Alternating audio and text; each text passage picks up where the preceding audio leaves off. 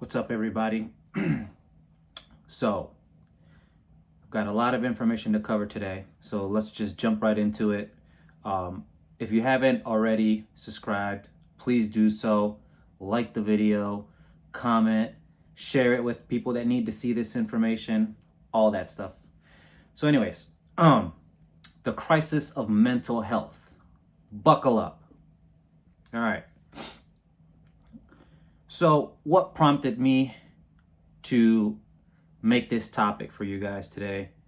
And I can't help but notice that the world is in chaos and people are suffering, people are depressed. I can't tell you how many people I've talked to that they're telling me that they're struggling with something mentally. So I'm just like, what's going on? Why is everybody having some kind of mental issue, some breakdown or something? Like the world's just crazy right now. And am I the only one that thinks so? Am I the only one that thinks that there's something going on here with people's brains? Like people lack common sense. So that's kind of why I wanted to talk to you guys and just share some information with you guys. So where I got my information from is the National Alliance of Mental Health. So let's get into it. 21% of US adults experienced a mental illness in 2020. This represents 1 in 5. 5.6 US adults experienced serious mental illness in 2020. 16.5 of US youth aged 6 through 17 experienced a mental health disorder in 2016, and 6.7 of US adults experienced a co-occurring substance use disorder and mental illness in 2020. So, mental illness is on the rise. Why? Well, we'll get into the why in a minute, but I want to share some more information on who. So, Asians, 13.9% of you guys are suffering from some form of mental illness. White, 22.6%. Black or African American, 17.3%. American Indian or Alaskan, Alaskan Native, that is, 18.7%. Mixed or multicultural, 35.8%. Native Hawaiian or Pacific Islander, 16.6%. Hispanic or Latino, 18.4%. And lesbian, gay, or bisexual, 47.4% are suffering from some kind of mental illness. Okay, got a little bit more stats for you guys. So, about roughly out of all these people who are suffering from mental illness, what are the most common diagnoses? Okay, so usually about 8.4% are suffering from major depression, 1% schizophrenia, 2.8% bipolar disorder, anxiety disorders, 19.1%. That seems to be the biggest one.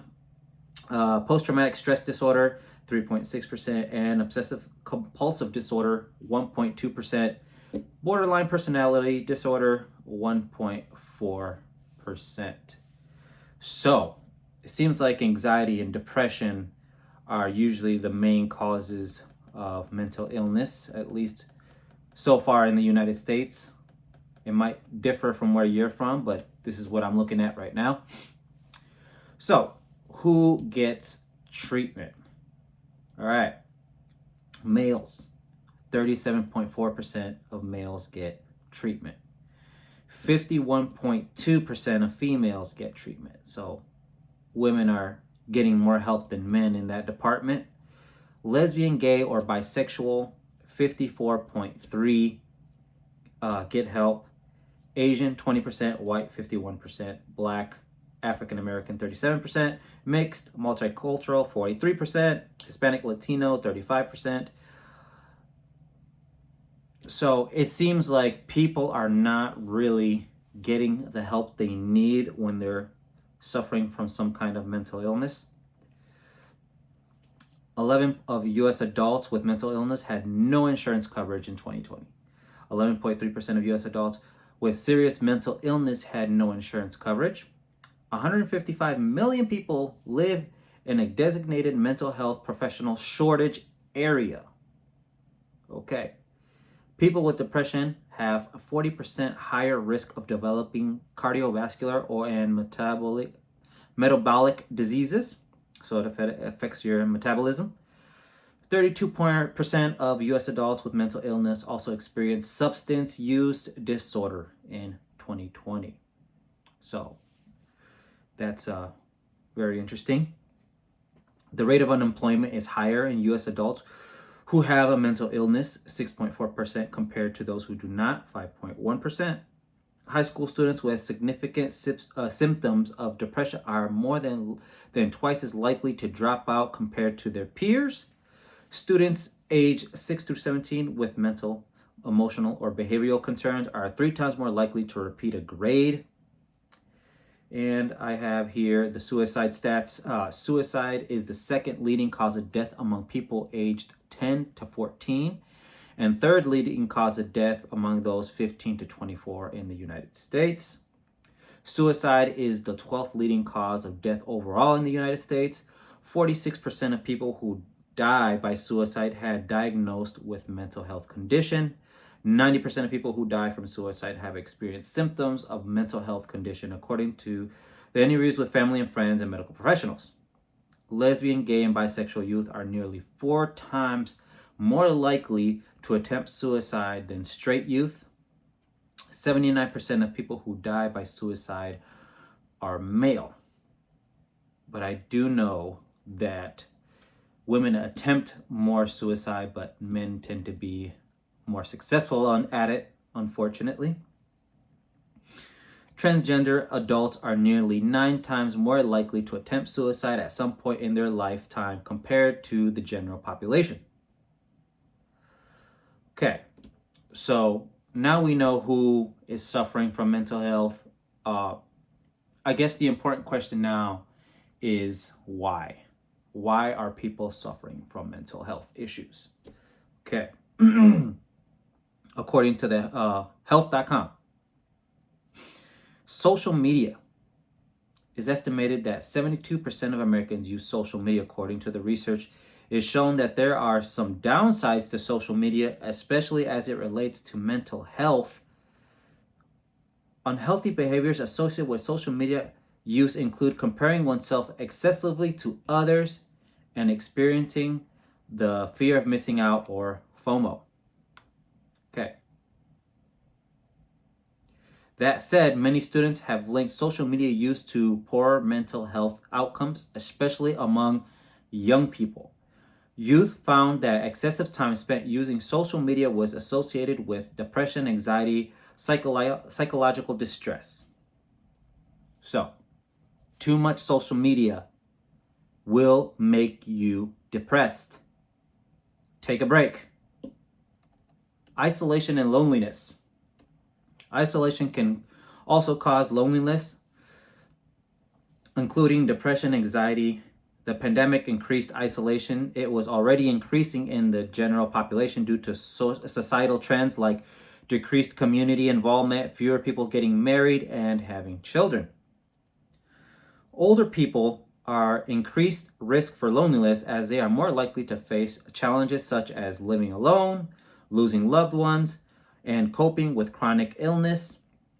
Further, social isolation in older adults is linked to higher rates of depression, anxiety, and suicide. Young adults 16 to 24 were the loneliest group in the Western countries, even more lonely than older adults. Lack of access to care increases the problem here. Lack of resources and insurance and wanting to go get help.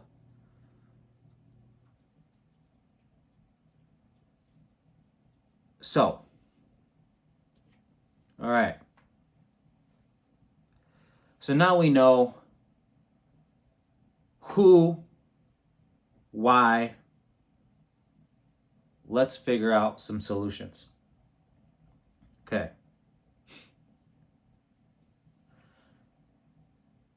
Talk about your feelings to somebody you trust.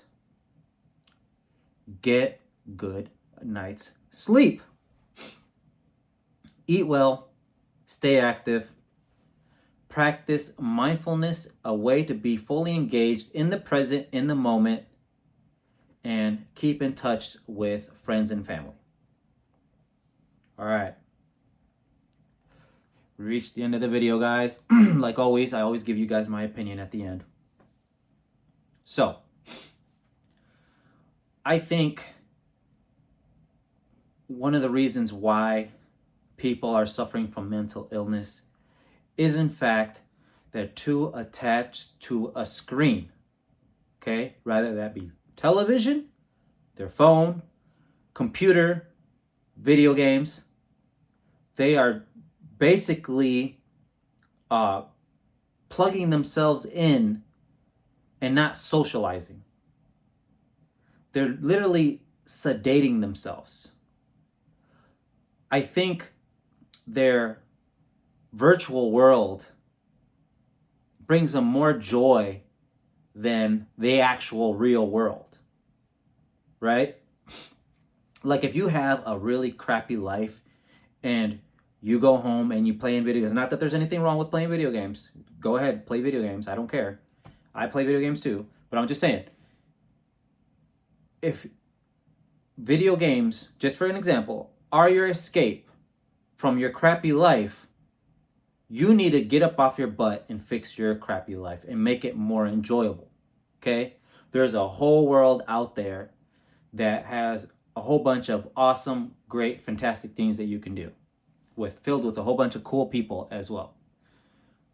So I think that's one of the problems, where people are just plugging themselves in and sedating themselves. They're just trying to escape reality. And when the virtual world gives them that escape, that feeling of, oh, I feel better here than my crappy life, I think that does more harm than good. Another thing that I think is what causing people to have mental illness is they're being babied too much. I think especially among millennials, which I'm a millennial, and Gen Z, and this younger generation that's coming up, is that they're really being babied and they're not ready for the harsh reality, which is the real world. Okay? And what I mean by that is they're not used to being challenged. They're not used to having to work hard for the things that they want. Everything just hands it to them on a silver platter. They don't have to work too hard.